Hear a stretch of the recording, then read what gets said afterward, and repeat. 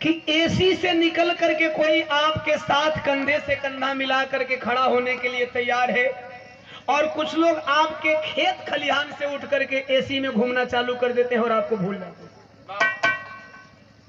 यही हाल हुआ था जब समाजवादी पार्टी के हाईकमान आदरणीय नेताजी मुलायम सिंह यादव जी ने अखिलेश जी को कुर्सी सौंपा। हमारे समाज के लोगों में गलतफहमियां हैं। इतना सोच लो आप कि एक एसी से निकल करके हर सुख सुविधाओं को झेलते हुए कोई नेता आपके बीच में चिलचिलाती धूप में पैदल मार्च करता है, क्या वह आपका भला करने के लिए नहीं आता है? क्या उसे शौक लगी है एसी से निकल करके बाहर आने की? और यहां मैं अपने पूरे सासाराम संसदीय क्षेत्र के विषय में बता दे रहा हूं। यहां भी करीब करीब एक विधानसभा सासाराम में भी सुरक्षित है, एक विधानसभा मोहनिया में भी सुरक्षित है। बाकी जितने भी दल के नेता हैं, क्या खेत खलिहान से उठ करके जा करके आपके लिए एसी लगवा दिए हैं क्या? अब ये बात मैं क्यों कह रहा हूं? तथागत गौतम बुद्ध जी के लिए कह रहा हूं। तथागत गौतम बुद्ध जी राजा के पुत्र थे। थोड़ा ऊपर वाले को उठा के रखना भाई। तथागत गौतम बुद्ध जी राजा के पुत्र थे। कोई जरूरी नहीं कि जो राजा का पुत्र है वह राज सत्ता के लोभ में आपके लिए न करे। यह बात मैं इसलिए बता रहा हूं, ये विरह में इसलिए गा भी रहा हूं। राजा के पुत्र थे, धन की कमी नहीं थी। उन्होंने क्यों आपके लिए निकल पड़ा? ध्यान से सुनेंगे। बचपना राजशाही में गुजरा, जवानी राजशाही में गुजर रही है। पिता को चिंता पड़ी है, मेरा बेटा है, राजकुमार है, एक ही है, इसकी शादी नहीं करेंगे, मेरा वंश नहीं चलेगा। और बुद्ध जी को इस बात की चिंता नहीं, हालांकि बाद में जाकर के बुद्ध बना। सिद्धार्थ को इस बात की चिंता नहीं है, मुझे शादी भी करना है, मुझे घर भी बसाना है। क्योंकि जब से होश संभाले तब से देश में जो चल रहा था, देश में दलित बैकवर्ड SC ST OBC के साथ जो हो रहा था वो सहन नहीं कर पा रहे थे। उन्होंने बहुत बचपन में ही अहिंसा का मार्ग अपना लिया था। आप लोगों ने सुना होगा, बचपन में ही उन्होंने, जब उनके ताऊ का बेटा देवदत्त एक हंस को बाण मारा था तो उन्होंने हंस को बचाया।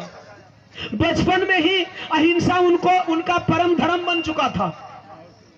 ध्यान देना, राजकुमार राज से निकल करके आप लोगों के लिए चलता है। राजकुमार चाहे तो राजशाही ठाट में जी सकता है, लेकिन अगर आपके कंधे से कंधे मिला करके चलता है तो आप बिना जाने किसी पे दोषारोपण मत करना, बिना जाने किसी पे दोषारोपण मत करना। देख रहे हैं सोशल मीडिया पे हमारे युवा साथी बहुत कुछ लिख रहे हैं। अरे यार, सोशल मीडिया पे लिखना है तो उनके लिए लिखो जो तुम्हारा हक और हिस्सा खा रहे हैं। अगर सोशल मीडिया पे लिखने का थोड़ा सा भी तमीज आप लोगों को है तो उनके लिए लिखो जो लोग तुम्हारा हक और हिस्सा खा रहे हैं। उनके लिए मत लड़ो जो एसी से निकल करके तुम्हारे लिए पैदल रास्ता पे चलने को तैयार है। आइए, सिद्धार्थ को बुलावा आया है एक स्वयंवर के लिए। सभी अगल बगल के राजाओं को पाती लिख करके राजा दंडपाणी पठा दिए। जब उनकी बिटिया यशोधरा जवान हुई, हमारे देश में परंपरा बा, पहले लड़की जवान हो खसन तो लड़की का बाबू बर ना देखो, सीधे स्वयंवर रख दो। रामायण में देखल सीता जी को उम्र काल हुई में रावण आ गए, रावण आ गया धनुष तोड़ने के लिए। सीता जी की उम्र क्या थी? अगर रावण बाई देवे धनुष तोड़ दिया होता उदय भाई तो क्या करता? जोर से बोला, क्या कर दो? नहीं डरा लो, नहीं ये अपना भाषा में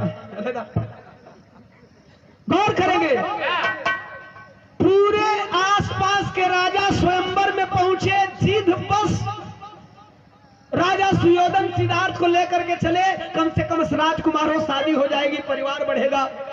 सिद्धार्थ पहुंचे हैं अच्छा, दंडपाणी एक लक्ष्य रखे थे, जो लक्ष्य भेदेगा वही मेरी बिटिया से विवाह करेगा।